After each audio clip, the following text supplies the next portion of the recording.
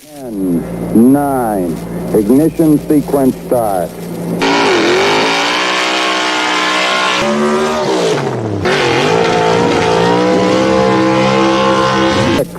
5, 4, 3, 2, 1, 0. All engine running. Liftoff. We have a liftoff.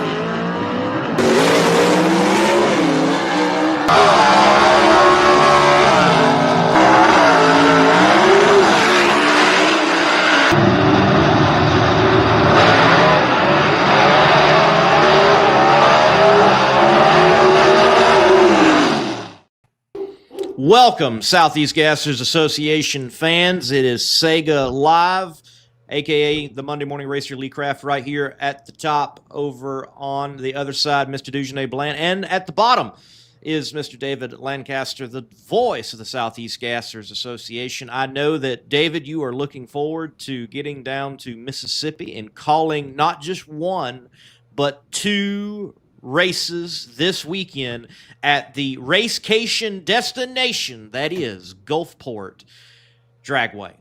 Yeah, hoping the old voice holds out for 3 days worth of work there. A lot of excitement, a lot of records I'm expecting to fall with the ideal conditions and being right there at sea level. So that's what we saw last year. I mean, record after record after record was falling, especially in A and B gas and Superstock, just on every run. So yeah, it's going to be fun. Yeah, it's going to be fun. It was certainly impressive. My first time ever to Gulfport Dragway was last year with the Southeast Gassers Association, covering it on the Monday Morning Racer platform, and it was a spectacular Friday night for Test and Tune. This year is going to be a little different concerning that. We'll talk about that certainly in a few moments in depth, but the racing on Saturday was spectacular. I mean, SEGA racing is great, but there was some great close racing and close calls, and as you said, the record books were reestablished, and I know we all can't wait to get down there because they've been reestablished since, and it's going to be so good as we expect down there that, I mean, no telling what is going to fall there on the... What do y'all say at this point? Have you went with the name change, Gulf of America, or are you stuck with Gulf of Mexico? It's Gulf of Mexico. Gulf of Mexico. It's Gulf of America, baby. We're in America. Gulf of America. Okay. We own the oil out there. We're going to get it. Hey, I know this in this country, and especially in the eastern seaboard of the country, when you say the Gulf, they know what you're talking about at least. So we're looking forward to being down there on the Gulf there at Gulfport Dragway. Well, look, we're going to dive in depth here on SEGA Live. We're going to give you a word from one of our sponsors in just a moment here on SEGA Live. You hit the like button, you hit the share button, dive into the comment section. Let us know if you're going to be there at the racecation destination, Gulfport Dragway, or if you're going to be watching on the live streams that will be taking place on Friday and Saturday night. You let us know in the comment section as you hit the like button and the share button. This word from Larice Motorsports. They're down there in that neck of the woods, and particularly the state of Louisiana, and they certainly know racing themselves. They are a racing family, and they want to protect you as racers with all of your equipment and certainly your hot rod. If you are uninsured and you are in racing, no matter that form of racing, well, that's just unwise, and you need to get Larice Motorsports Insurance. Larice Motorsports Insurance offers drag racers the broadest insurance policies in the industry. Larice Motorsports Insurance was created by racers for racers. Larice insures race cars on and off the track, trailers and equipment. Larice even pays racers contingencies at the fling bracket races. Don't wait until it's too late. Call Larice Motorsports Insurance today. David, let's go into some of the history of this venue with the Southeast Gassers Association. This is, well, not the newest track on the schedule, but it is one of the younger tracks on the schedule. I think this is the third or fourth year that SEGA has made a visit. So, yeah, year 3. And in year 3, it's already become a big event on the Southeast Gassers Association schedule. So give us some history. Give us some behind the scenes of traveling to Mississippi and racing at the racecation destination, Gulfport Dragway. Well, I can't give you much on the travel part of it. This year will be the first year I'm traveling by automobile. I did not make the first year because that was 2023, and I sat out that year because of a new job. And but that racetrack was awfully treacherous. It had some major issues. It was a very rough racetrack, a very dangerous racetrack from the video that I saw. Now, as soon as that race was over, Brett Cummings and all the management staff down there, they brought in the best of the best. They brought in Kurt Johnson from Total Venue Concepts. They gutted the racetrack and started brand new with concrete. And last year was the first year we got to run on that. And it is an incredible, I mean, like we said, we saw the numbers fall last year. The racetrack was ultra smooth. The groove was good. They got great track prep guys down there, which we're very blessed in the Southeast Gassers to go to some places that do a good job with track prep. But you know, they weren't happy. It was the first year that I think they had us down there. They had just taken over ownership of the track, and they made a major investment, and they knew they had to, because what's going to bring racers but the surface. And they've done that. Last year was just incredible. I can't wait to get back down there to see. I really feel like we'll have some A-gas cars going to the 5.0 ETs.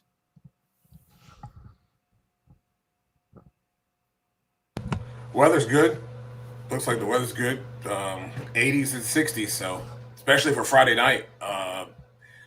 62 is supposed to be the low for the night, so should be some really good weather. And if you got a really good track, then looks like it's going to be some big numbers. And, Dugenais, I'm sitting here going through my mind, and other than inclement weather that's pushed us back in our daily schedule for racing, this, I think, is the first race that is scheduled to be a night race in the history of the Southeast Gassers. Wow. So I think you're correct, David. Even my short time following, I know, again, you mentioned inclement weather. There was a schedule change for Mooresville last year, but that was due, again, to heat and trying to get out of some of the hottest time of the day. So, and also trying to fit in another race that was rained out from Kentucky. So a lot of things were going on to, get more in. This is Friday night under the lights, and we're not talking about high school football, and maybe skip out on the high school football game and come to the racecation destination, Gulfport Dragway, and enjoy drag racing with these beautiful hot rods that are fast and quick of the Southeast Gassers Association under the lights. And there is just something about racing under the lights. I don't care if it's your local short track all the way to Charlotte Motor Speedway with one hot night or whatever it is. When it's under the lights, it just seems to get real. And that's also true with SEGA. Yeah. We saw that at our last race in Knoxville. Everybody was trying to do whatever they had to do to get to the finish line to win that final. Some went turtle to do so. And I don't expect anything different, especially with, double points this weekend. And this is the second to the last race of the championship, run here. There's going to be a lot of folks that's not gonna lift because they know how important those round wins are and the points are as we get closer to the end here. And speaking of closer to the end, I mean, you're right. The points are becoming paramount. Some of our points races could really be, if things work in the people's favor, they could be decided this weekend for all intents and purposes. But I don't think A-Gas is going to be one of those because Chase Howard, from what I've gathered, I mean, they have a car that's going to go and show up and be competitive. So, I mean, there he is in a virtual dead heat with Leslie Horn. Only reason Leslie's at the top is because he got there first. And then you got Ben Christopher right there with only 15 markers behind. That's 3 rounds of racing. So with a 2-race weekend coming up, that could be huge. Yeah, it certainly could be. And I think Ben Christopher with the Jason line power and him getting the monkey off his back there at Jackson Dragway, having 2 races in a row and at a facility that he was a finalist last year. I know that at least. I don't know about the year before that with the first visit to Gulfport.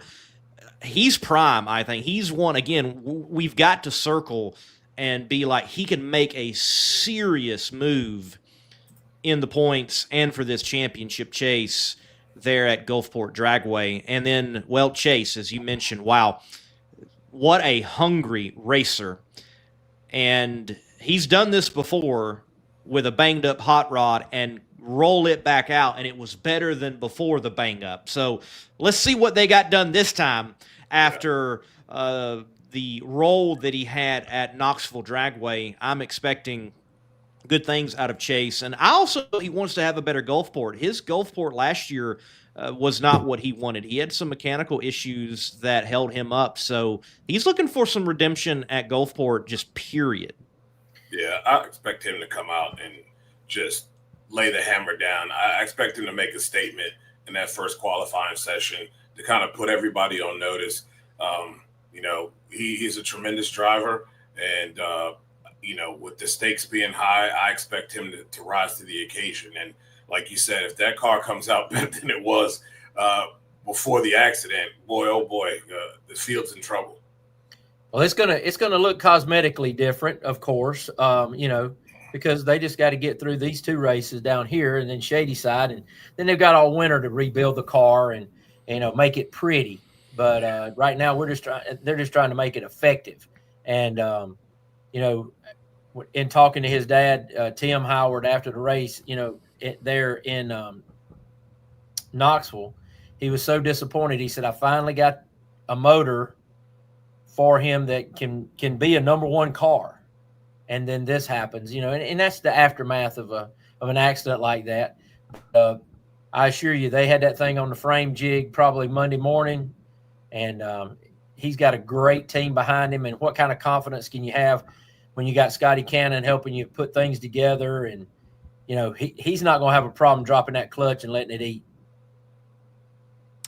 Certainly. We're looking forward to the story unfolding at Gulfport with Chase. And then Leslie. Leslie comes in as the defending champion last year, winning the event in A-Gas, and he's the defending champion, overall in the A-Gas category. And as you said, he's top of the leaderboard because he got to that points marker first, which is the tiebreaker in the Southeast Gases Association. So Leslie is looking for another good weekend. I know in chatting with him briefly, he's armed up. They've got more parts and pieces to make it through these 2 races. They're trying to get ahead and have some preventative parts if they might need them. But as this photo shows, that man in that far lane, Kenneth Phillips, coming out with a win at Knoxville, very well might have that combination figured out and back to where he needs it to be and wants it to be. He's another one to look out for. A-Gas just across the board. What a great class we have got competition-wise in SEGA. You said it, Lee. I was gonna mention the Silver Streak 2, that 58 Corvette.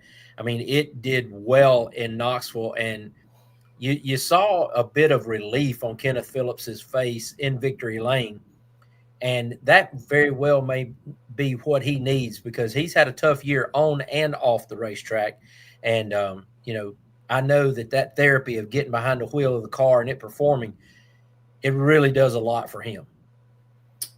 Yeah, that was a huge win. I was also thinking about the Joker there, Greg. They've had everything under the sun kind of happen to them, and they haven't had the year that they really have wanted here. I know he was looking and still looking to set that record and be the one that does that.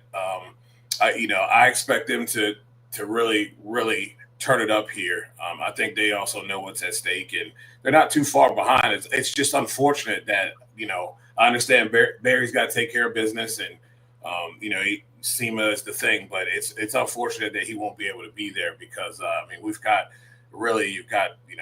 6, 7, or you got about 7 good cars right now, and that's not 100% leaving out Pittman and Sword or the honky tonk, but those top 7 have been pretty strong here over the season, and as we've come down to the tail end of the season. Well, great point, Dejanay. When you mentioned Alan Pittman in the Pittman and Sword 41 Willis, that car did real well at Knoxville, made several strong passes. Basically, when I say strong passes, being straight, true down the racetrack. And Alan Pittman admittedly has struggled in the first year of getting his car down the racetrack straight. Now he seems to have a feel on it. And, again, we were at Knoxville after the race, and he said, now I can start to turn it up a little bit, because they've had that car detuned trying to keep it straight. So that could be also a spoiler and someone that you never want to sleep on, because he's a past pro modified world champion as well. Right. I think with Alan Pittman, that Pittman Sword team, we've all been just waiting. We know they're going to figure it out. It's just going to take time. These cars are just so different, and you're really not using the tech that you would use of our day, and you've got to work with what has been in the past and kind of refigure things out, and they certainly have been knocking away at it. And one of his best outings, just how the car looked, it consistently went straight at Knoxville. So if they get that worked out at Gulfport, and then again, this double nature, race trim 2 times in a row and figuring it out. Granted, we say that we're going to have 2 different tracks. I know it's the same track, but you look at Friday, the forecast, we've mentioned it. Well, the sun sets roughly at 6:30 p.m. That's what they're calling for on Friday, if I'm looking at this correctly. So we start at 4 p.m. Central. Qualifying's roughly 2 hours, give or take. So round 1, the track's probably going to be in full shade by the time we start. Yeah.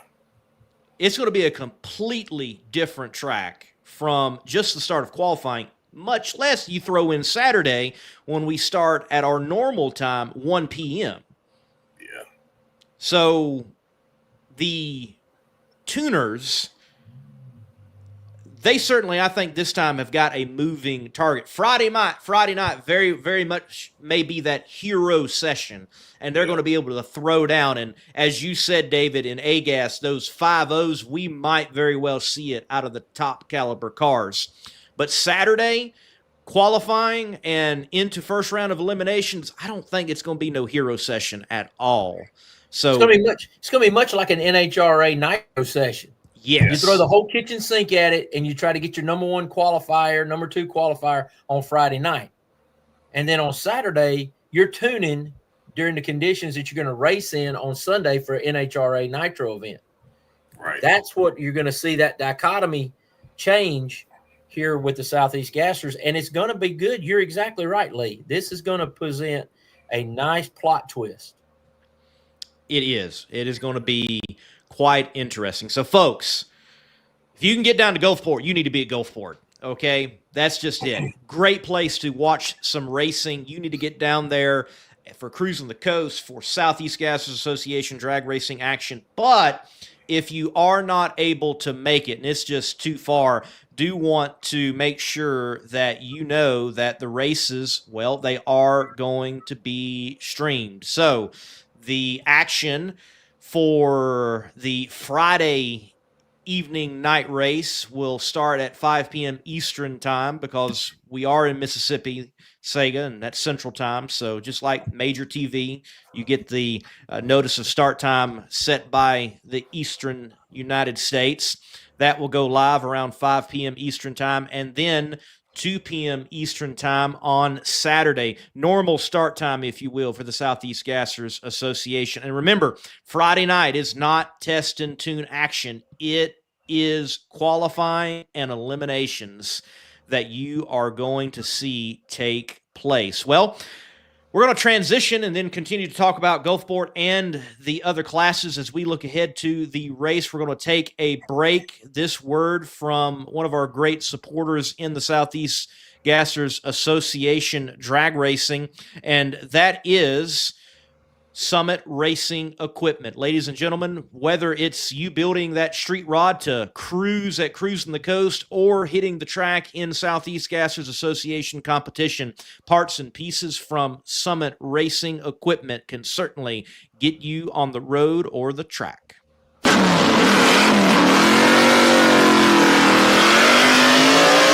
Summit Racing Equipment. From the store, the catalog, or online, you can get your street rod, hot rod, personal ride, and even race car, including a Southeast Gassers Association ride, ready for action.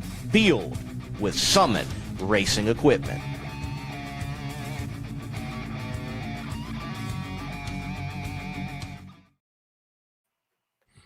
All right, let's roll into, I know we already got it in the comments section. There are those, Cody Royals mentioning, hey, Jerry Dean and the rules that have been made as addition in the Superstock category, some weight has been added to particular combinations. So Jerry Dean's got to add some weight, but like Cody Royals is saying here, I bet he still drops the record in good air. So I don't think no weight is going to slow Jerry Dean down at all. I don't think it's going to slow him down at all. They just do too much homework. Karen Mitchell, too good with a shock package, which, you know, it'll make a little difference adding weight to the car. I think they're going to have to add, if I'm reading this correctly and interpreting the rules from our competition committee correctly, they're going to be having to add about 150 pounds to that race car. I don't know if I think they've got that same intake that adds 50. I know they got the heads that are going to add 100. And to be honest with you, when you get that much weight moving down the racetrack, they're just going to back the crap out of it. And I think they will, as Cody Royal said, he still drops the record in that good air. I think it's going to be incredible. As The Rock would say, it doesn't matter. He's going to win the race. I'm calling it right now. All thing he's going to do is put up big numbers. So you're going out on a big limb there on that prediction. Good for you guys. Good for you guys with the weight. But he's going to win anyway.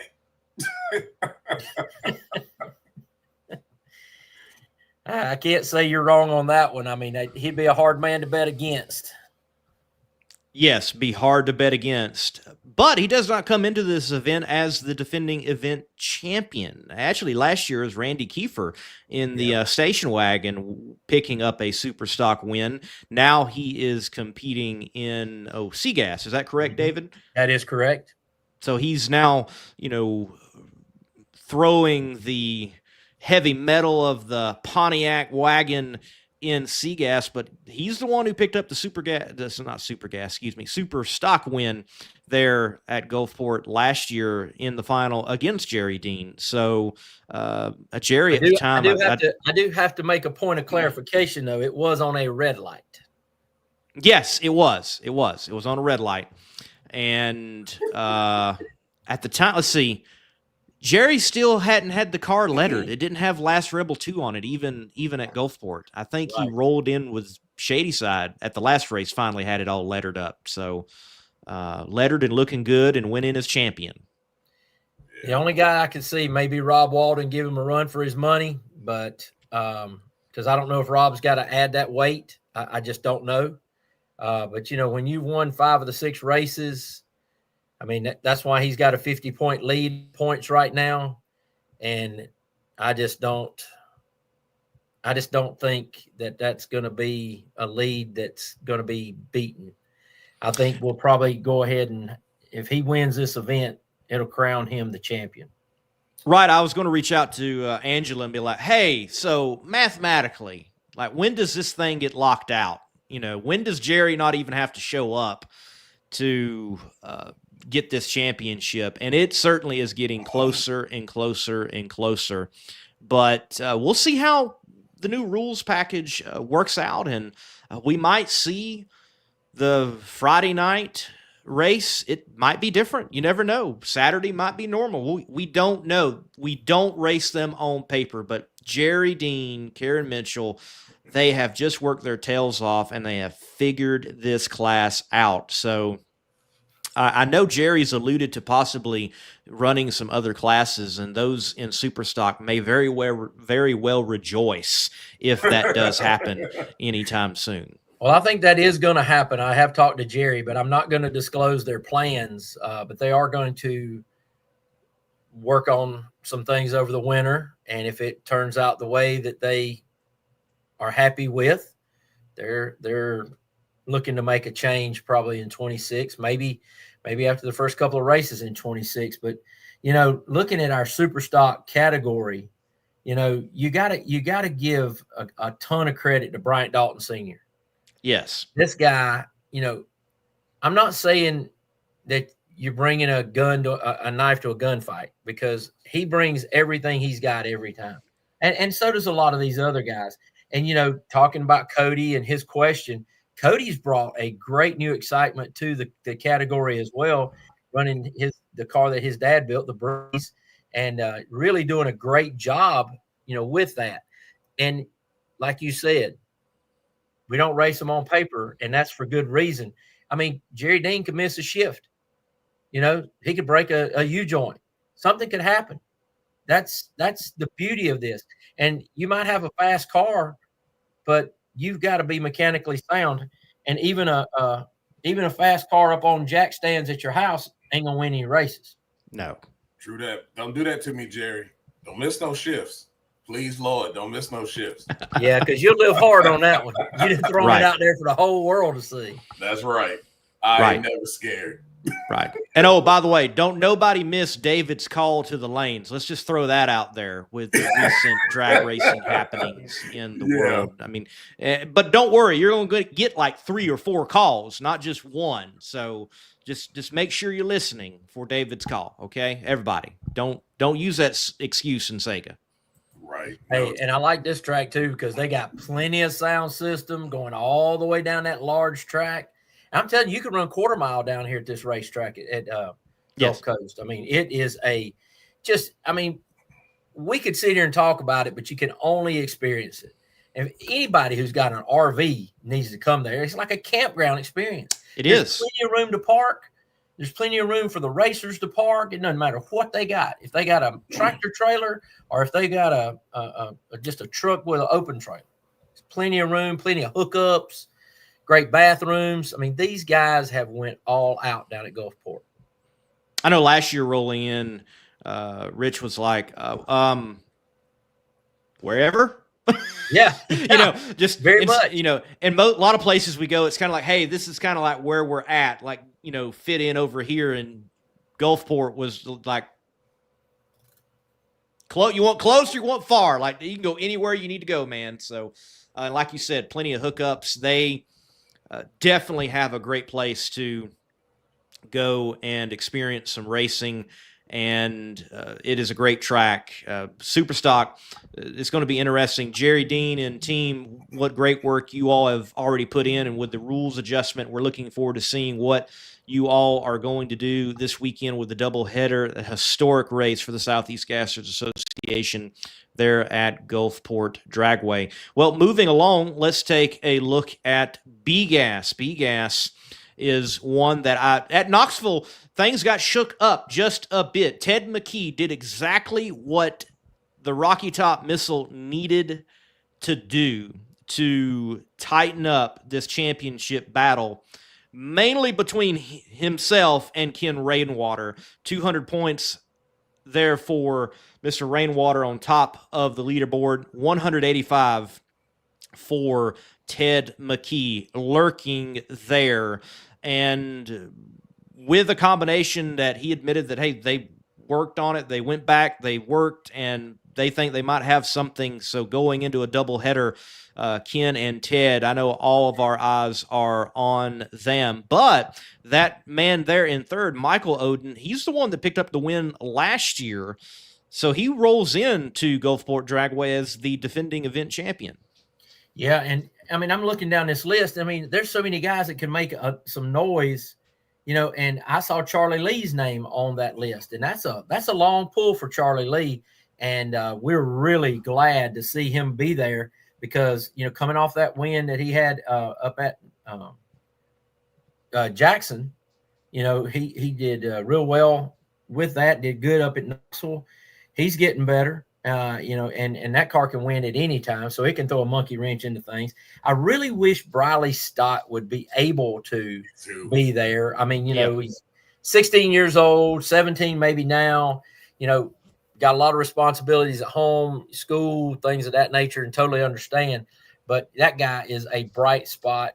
And, you know, you throw a Mike Blackwell in there. That Thunderstruck car ran real well up at Knoxville as well. Yes. So, you know, he'll be there. I just, and while we're talking about B-Gas, I'd be remiss if I didn't mention that Art Copeland announced that he's going to be backing away from Southeast Gasser Racing. And if you don't know the background of that, Art lost a son last year, and he has a grandson that he's very, very involved in his life. And that grandson is still young.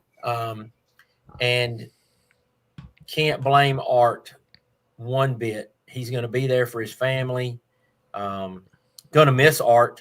Big part of what we do. Is always great to have a laugh with Art and go around his pit. They always have a great time. But he drives the car. It ain't done yet, the Barracuda, and he's out of Beaufort, Georgia. But, I mean, he's in the top 10 in points and would have easily finished in the top 10 in points, which is not an easy case to do. But, you know, he announced this week that he was having to do that. He said, you may still see me around at some events, you know, and things like that where I can bring my grandson. But, you know, definitely something I hated to read, but I understood 100% why he's doing that, because that's the kind of character of people we have here. And he's going to pour into his grandson and raise that young man in a way that a man should be. Yeah, So, good stuff. Good stuff for him. It's going to be interesting, though. There's a lot of spoilers out there. You know, really the top five are within, but I mean, if you look at you know, 8, 9, and 10, with this being double points, if you can get some of those guys out early, you can make a big leap into the top five. You know, if you're able to get that done. So I'm looking forward to be really all from 1 to 5 is going to get interesting because there's a lot of points to grab here. And if you can get, you know, if it's disorderly conduct and the Renegade in the first round and Renegade goes out, like that's huge. That's huge. Yeah. And then that changes the whole entire points, you know, standing. So I'm really intrigued by this class here. All of them really, but this is going to be fun to watch. Well, you know what I'm looking at, Dejanay, is I want to see if in any class that we got, if somebody can run the table and win both races at this one destination here. If somebody can run the table, I mean, you know, there's cars capable out there. Wayne Swafford's capable. Mm-hmm. You know, that car he has. Charlie Lee definitely capable. We mentioned him. You know, Michael Oden capable. But, you know, don't sleep on a Kelvin Cannon because he has really turned it up this year, and he's got that panel van working well. So, I mean, but if Rainwater and McKee, they're really the two battling it out right now. I mean, Michael Oden's 50 points back. He could make up some ground, but I don't know. If Rainwater's got 2 bullets, he's got one in the car and one fresh one sitting back there on the motor stand if anything happens. So he's well prepared. Yeah, it's going to be very, very interesting to see this whole thing play out this weekend. And if you double up here, man, that's history. That's first time ever. Yeah. So it's some big stuff. A lot of history going on this weekend. For sure. Well, speaking of winning at Gulfport, we've had one SEGA competitor already do some winning at Gulfport when we roll into the SEGAS category. Mr. Ernie Smith, Erndog, he's already been getting some action in down there at Gulfport, and he has done very well. The Ford versus Chevy drags at Gulfport Dragway, so he was getting it in and might have the most data going into this weekend thus far. Yeah, he could probably hook up everything that down there since it wasn't a Southeast Gasser event. But yeah, good for Ernie, and I think they made a little vacation out of it, which is always a nice thing to do. He and Paula, they definitely enjoy racing and doing it together as a husband and wife team.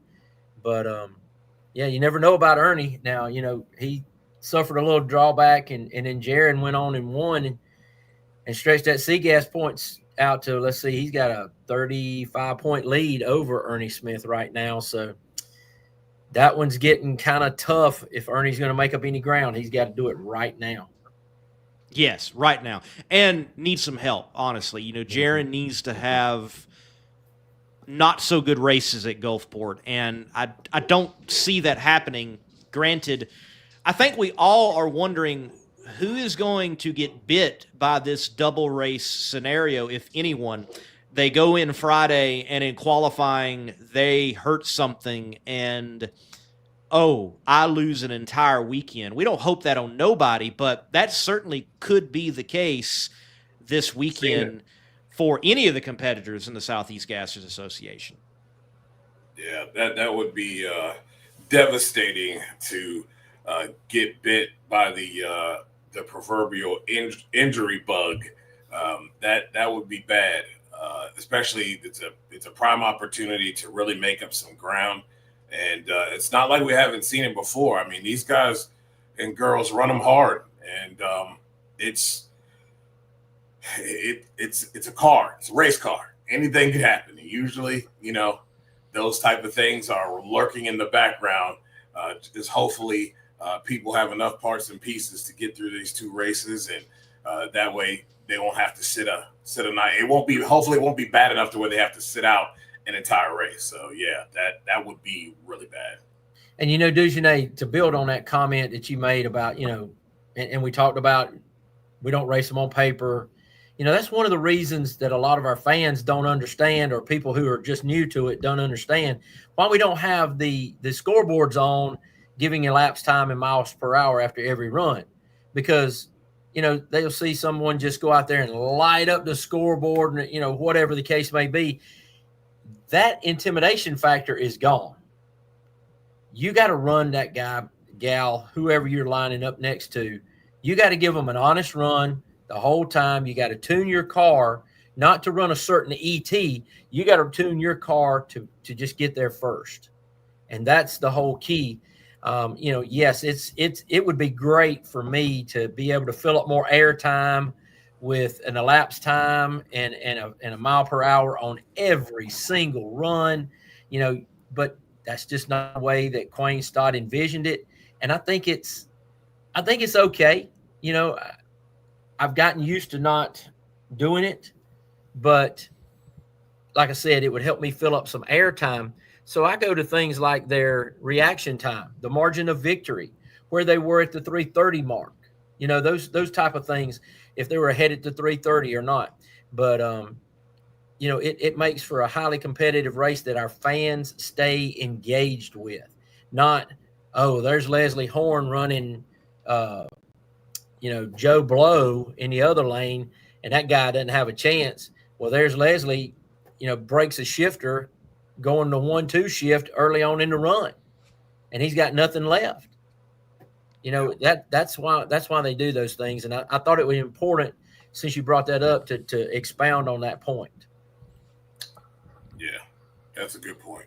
Very good. Well, I have found it interesting in drag racing overall how so many fan bases have become enamored with 3 digits. Yep. Whether it's mile per hour or in particular elapsed time. Ladies and gentlemen, you can have the greatest elapsed time, you can have a record, and you can still lose a race. What matters is a win light. Yep. What matters is, at the end of the day, who's holding the trophy. A lot of times those who set records, they turn on the win light while they do that, but that's not always the case. Yep. And, something that does make the Southeast Gassers unique is we're not concerned about the elapsed time in the midst of the event, to say, because what matters the most is the win light. And who won is what should be took away, not necessarily who is the fastest and the quickest. Granted, there are those that are performing exceptionally well, and when records are put out there, that's announced, that's mentioned. You can read a race recap and get the elapsed times. It's not like a bunch of voodoo and smoke and mirrors and trying to hide things. No, it's out there and you can find it, but we're more focused on who won instead of elapsed time. It fascinates me. You'll find these drag racing has got some interesting segments. Like right now, we have those in the pro mod world. They are shooting for the first ever 300 mile per hour run. And yet they're doing it in such a way that I think is almost out of the realm of how it's been done for most of drag racing. And that is in competition. Most world records have been done whether in qualifying or competition, and that is therefore established as a record. But you've got some in the outlaw pro mod ranks trying to do this, and it's in a test session, and it's in ideal conditions. They're really aiming for it. And I get why, but it's outside of the competitive realm. And you get to a point where you are so enamored with times that you forget the point of racing, and that is who won and who lost. Right. So for everybody that, oftentimes I'll see it on YouTube, I'll see it on social media for Southeast Gassers Association. Well, until they turn the scoreboards on, I'm not interested. Well, you don't have to be. There are plenty of people who are interested in people head-to-head and who's first to the finish line and that win light coming on. There's far more to be interested in drag racing than elapsed time and mile per hour. And, look, I deal with so many people, they can't even tell what the difference between an 1/8 mile track and a 1/4 mile track is, much less a second. Get over it. Yep. I think there's my rant. When you take that off, there's my soapbox on it. No, it's true though. Gosh. If you take it off the table, I think the times in the mile per hour being off the table puts the focus on the racing, and you pay more attention to the entire run. You're not focused on what the scoreboard is going to look like when they go through. You're intently looking at every inch of that race. I mean, if you get a chance to see, sometimes they're trading the lead along that run. That's the most exciting part, to see these guys still stay in it. They're squirrely, they're black tracking all over the place, and still at some point at 60 feet find a way to get it straightened up. And you're like, there's no way that guy's going to win. And he does. That's the most exciting part about what this is all about. The numbers are great, but pay attention to the racing and how close it is. You can feel the intensity from these guys and girls that go out there and run these cars here in Southeast Gassers Association. It is just different. And I think it brings you back to what's more important. And that's what has always been important. Who turns on the win light first? Yeah. Well, And the thing of it also is they haven't been to a race and seen Kenneth Phillips bounce it off the wall at Knoxville twice with his right rear tire, come down, grab third gear, and still get to the finish line first and just outpower the guy who went straight the whole time. I mean, that's some excitement. It does just what it was intended to do when this thing was created. It intends to put a driver and their talent on display. Yeah, for sure. Yes. And again, go back to, you can watch U.S. Nationals footage from 1967 and back. There are no scoreboards. Certainly, they were announcing times. They had timing systems. So you're able to read after an event the times, the mile per hour and the ET, and the announcer at their discretion is able to announce things. But it's not like today. You can watch the footage from that time.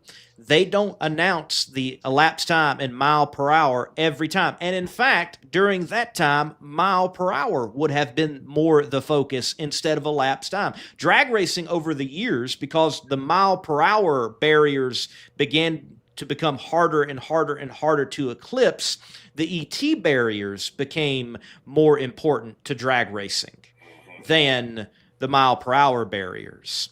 You know, we don't really bother saying like who was the first to the fives. We do say who was the first to the fours, but we do say who was the first to 200. So on. So you had a barrier as a marker in mile per hour earlier opposed to ET, if that makes sense. I hope I'm, conveying that right. And look, over it all, though you've got people that are first to this and first to that, well, SEGA's not doing any firsts in the world of performance, even though these are high-performing cars, and they are quick, and they are fast. But like you said, David, most of all, these are drivers. And they're doing just that. They're driving, they're wheeling, they're shifting, and we're concerned about who does it to a win light. Agreed. All right, there we got. So if you're not coming to SEGA, you just don't enjoy real drag racing. There you go. That's it, folks. Coming down to Gulfport, have fun. No, we are here on SEGA Live. We've got two more categories, if I have been counting correctly, to look at HGAS and AFX. They go into Gulfport this year, well, as championship categories. They were not that last year there at Gulfport, and we have a situation in AFX that look, I think Jeffrey Ferguson in his home state is going to go down there and do some defending. Absolutely. And David, I think the best bet maybe for that double up that you've been talking about, it might be Jeffrey Ferguson. Yeah, very well could be. That car has been really, really great on the performance. And Jeffrey Ferguson been doing a great job driving. That car is 2 in a row, and 3 if he didn't have a little technical malfunction where he went back to his pit instead of going across the scales. Or that was at a race that I wasn't at, so that's just what I heard. But yeah, he has been on a tear lately.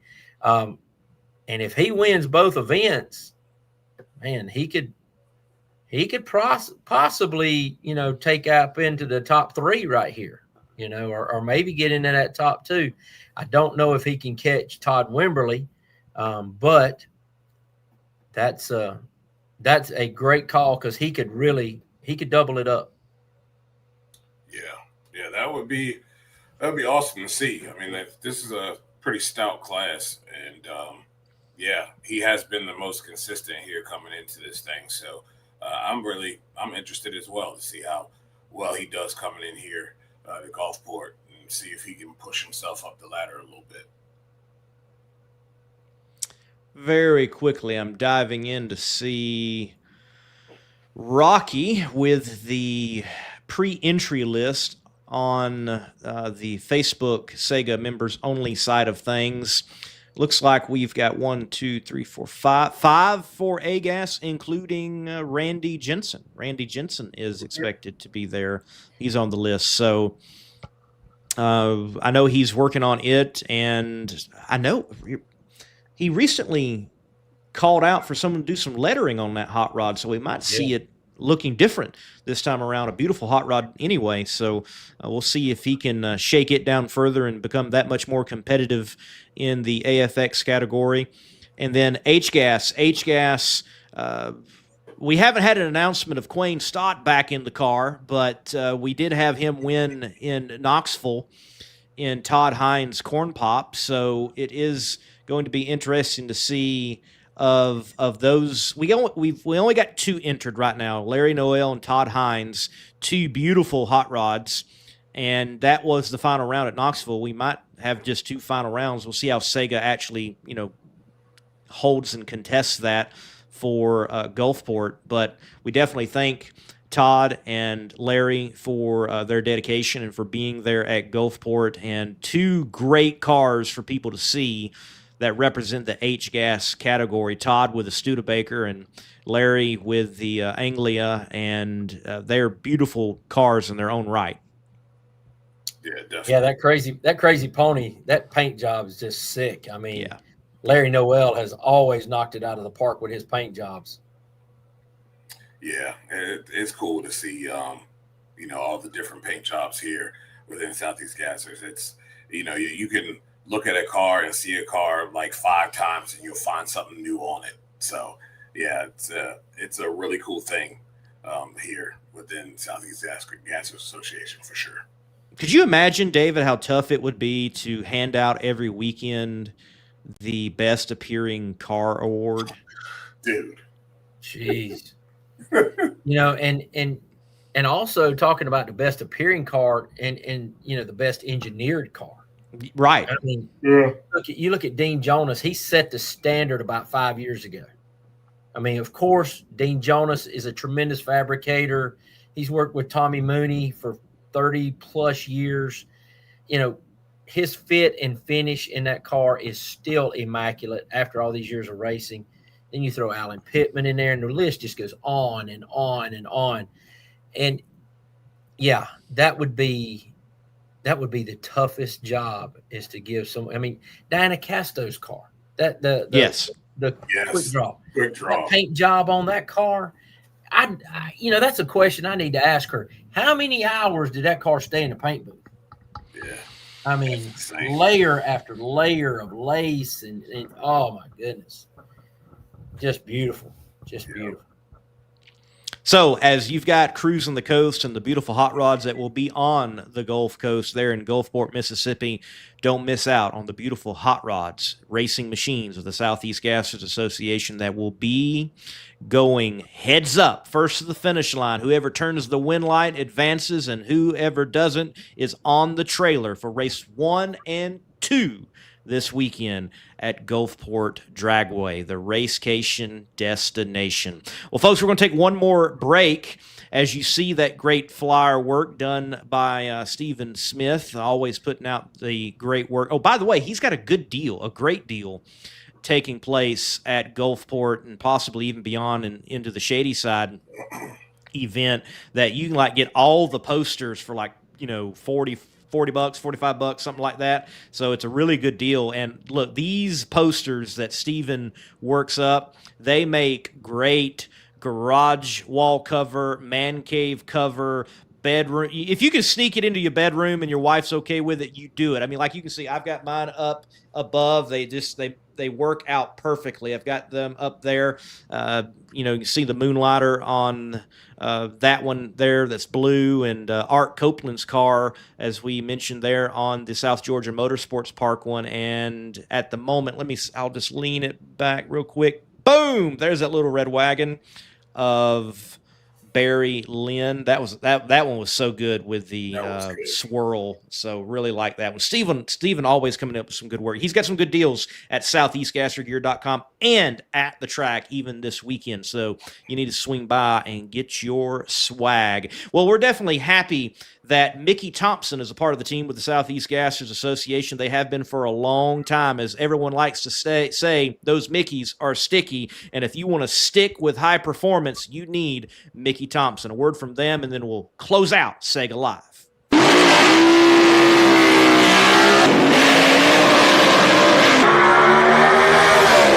Whether it's tires for your off-roading application, your street rod, and certainly the world of drag racing, from junior dragsters to the popular ET Drag Slick, which some of the top competitors in Southeast Gases Association drag racing use to perform at a high level, it is Mickey Thompson, and high performance being synonymous for over decades.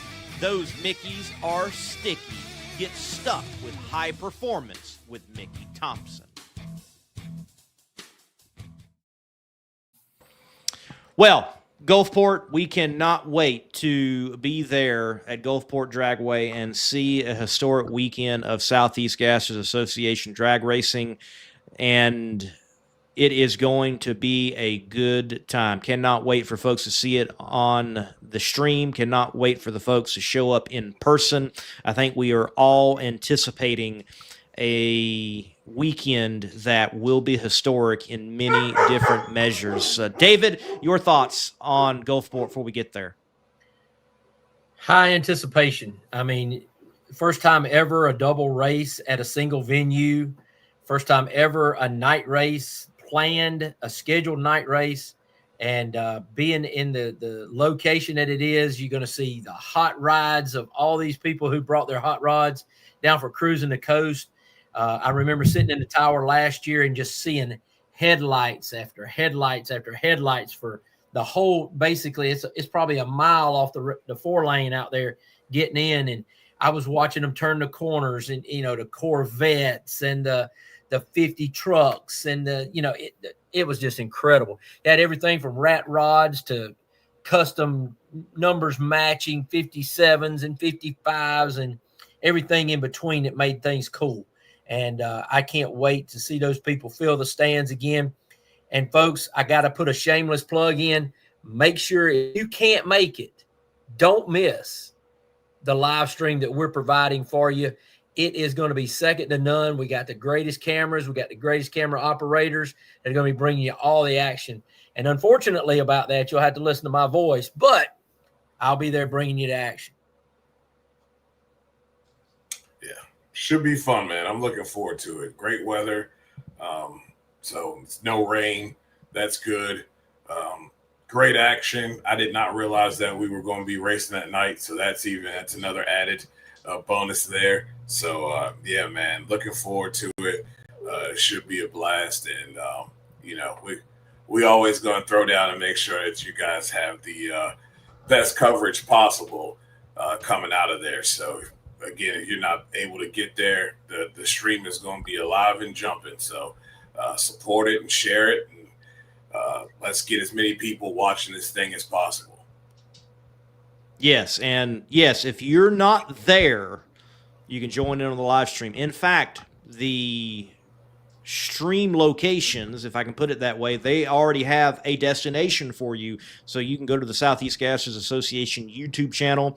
If you're not subscribed, hit the subscribe button. That's free. Also, hit the little bell icon. That will get you notifications for when Southeast Gases Association Drag Racing goes live or SEGA Live is live, and all the other uploads that happen on the channel. But you already have set up the live stream shows, so you can just go hit the like button and then hit the bell icon even on them specifically, and you can be notified when we are live. And look, SEGA is known around the world, and that is a beautiful thing. I can tell you, not every race organization out there has people come from around the world to experience SEGA drag racing. These gentlemen they're Swedes. They came all the way from Sweden at Knoxville Dragway, our most recent race, to enjoy Southeast Gases Association drag racing in person. So if you're at Gulfport and you've come a long way and you're doing so in person, we want to know about it. But also, if you're watching from a long ways off on the live stream, be sure to chime in each and every day and let us know where you are watching from. Gentlemen, anything else? I think we covered it. I'm ready to go, man. I'm packing my bags now, heading out at 6 a.m. in the morning. I hear you. Me too. I've got an oil change in the morning. After that, I will hitch up Gertie and roll down the. Gertie is the camper. That's what we call her. And we will roll on down the road. Well, Cody, look, we hate to miss you as well, but we'll see you at Shadyside. And before we do go, folks, remember, championship finals will take place at Shadyside Dragway. And there again, great artwork from Stephen Smith. And you can see October 31st, November 1st, that we are going to be wrapping things up. The track's already announced, October 31st. Very cool. During Test and Tune, they're going to have things for Trick or Treat, the kiddos, and everything. So, just come to the track dressed up and enjoy Test and Tune and get some treats and chocolate and racing fuel in the air and burnt rubber on Halloween night. I think that's a cool Halloween night. I'd like a Halloween night like that, so I'd enjoy it. But, folks, thank you for tuning in. I'm Lee Kraft, a.k.a. the Monday Morning Racer. Over there at the top, Mr. Dujanay Bland. And down below, the voice of the Southeast Gassers Association, David Lancaster. And this has been SEGA Live. God bless, and keep the pedal to the metal.